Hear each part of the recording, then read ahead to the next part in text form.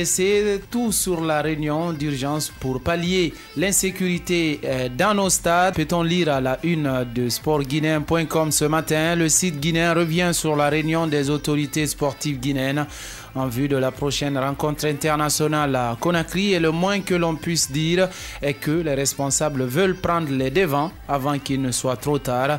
Une rencontre qui, selon nos confrères, aura permis de trouver un certain nombre de solutions pour mettre fin à la récréation au stade du 28 septembre de Conakry. Cette réunion avait uniquement pour thème la sécurité dans nos stades en prélude du match de la Guinée face à la RD Congo lors de la deuxième journée des éliminatoires de la Coupe du Monde Russie 2018. Une réunion qui a été élargie à la gendarmerie et à la police pour trouver une solution en homo, souligne donc le président du comité de normalisation, et de poursuivre. Nous avons travaillé ensemble sur le schéma sécuritaire possible afin que le prochain match important du Sidi à domicile soit tenu dans les meilleures conditions, et nous allons nous mettre en harmonie avec les officiels de la FIFA. À nos confrères de conclure, il faut donc que les supporters guinéens prennent conscience des conséquences qui pourraient découler de la mauvaise tenue de cette rencontre. Inquiétude chez les éléphants à quelques semaines du déplacement au Maroc pour affronter les Lions de l'Atlas. Afriquefoot.com consacre à sa une ce matin. Décimé pour le Maroc, la Côte d'Ivoire croise les doigts pour la CAN 2017. Titre le très sérieux site africain. Les choses ne semblent pas bien aller pour Michel Doucier et sa troupe.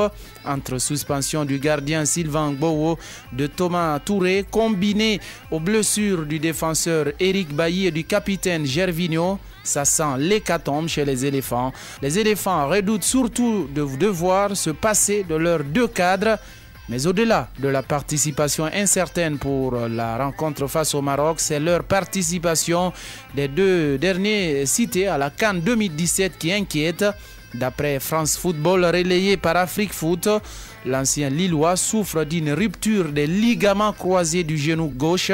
Si le verdict est confirmé, le capitaine de la Céléfanto devra faire une croix sur la CAN, ce qui constituerait évidemment une très mauvaise nouvelle pour une équipe en mal de leader et d'expérience justement, et si souvent sauvée par les coups de rein de Jaguar. Et même s'il y a un motif d'espoir pour le défenseur de Manchester United, lui aussi touché au ligament du genou lors de la déroute des Red Devils contre Chelsea 4-0, c'était dimanche dernier. Bailly reste pour sa part optimiste puisque son retour est espéré pour la fin d'année civile. J'espère pouvoir jouer à nouveau pour United et les éléphants d'ici 2 mois, a fait savoir donc le défenseur central de Manchester mardi sur son compte Facebook. Mais ces propos ne rassurent pas pour autant nos confrères qui se posent des questions. Même s'il revient dans le temps, l'ancien joueur de Villarreal sera-t-il suffisamment affûté pour la CAN? Manu ne sera-t-il pas tenté de tout faire pour le retenir afin qu'il se refasse une santé en Angleterre? Point d'interrogation. Pour l'heure, rien ne semble tourner pour ces éléphants tenants du titre, et que le sort a logé dans un groupe s'est relevé en compagnie de la RD Congo, du Maroc et du Togo. Et pendant ce temps, c'est un joueur français qui semble marcher seul à Liverpool. En avril, l'international français était un héros à Liverpool. 6 mois plus tard, après son faux contrôle positif à une brûlure de graisse et un problème disciplinaire, il n'existe plus aux yeux de Jürgen Klopp. Son cadre de jeu dimanche était un stade de la banlieue de Liverpool. Mamadou Sakho a dû faire des selfies ou signer des autographes pour la moitié des spectateurs et devra partir donc cet hiver. Le journal L'Équipe ne saute pas à cette occasion. Le quotidien français s'interroge sur la situation de l'ancien parisien à la Marseille et le bannit comme titre à la une de ce journal. Mamadou Sakho, du rire aux larmes, que la vie du football est cruelle parfois. Le moindre faux pas, votre carrière prend une autre tournure. En Espagne à présent, la presse madrilène met la pression sur Zinedine Zidane quant à la situation d'Alvaro Morata et de Lucas Vázquez. Marca consacre sa une ce matin, déclare le traitement accordé à ces deux joueurs. De León à Léon, de Lyon dans l'ombre de la Casablanca.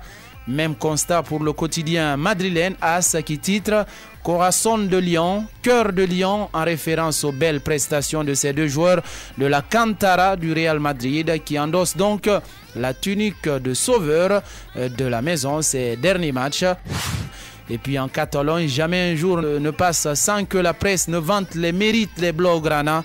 Ce matin encore, c'est la Pulga qui est saluée par Mundo Deportivo. Messi a rasé un lobby orchestré par nos confrères pour l'attribution du prochain Ballon d'Or France Football. Et puis, si Mundo Deportivo évoque Messi et le Ballon d'Or, Sport lui provoque la polémique. Sont victimas, non provocadores.